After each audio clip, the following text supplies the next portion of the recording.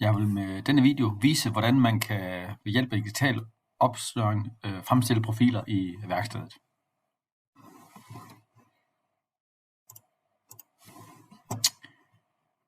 Det første vi gør i værkstedet, det er, at vi skal have lagt nogle plader ud. Vi kan eventuelt lægge dem op på et par bukke, som vist her på billedet.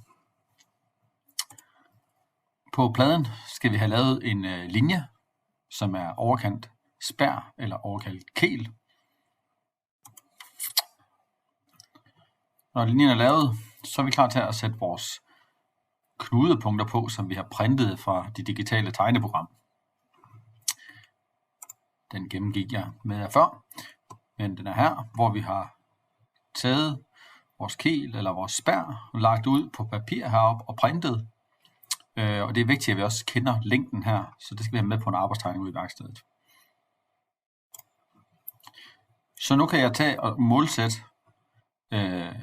på linjen en længde. I det her tilfælde var kelen 670 mm lang.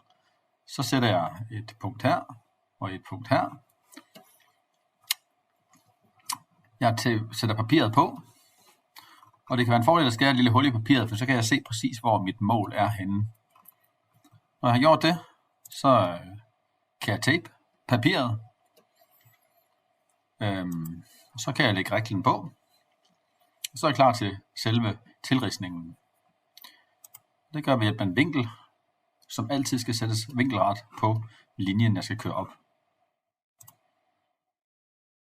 Jeg bruger en blyant og får gjort det færdigt med alle linjerne op. Så tager jeg en vinkel ovenpå og fører linjerne sammen, dem jeg skal skære efter.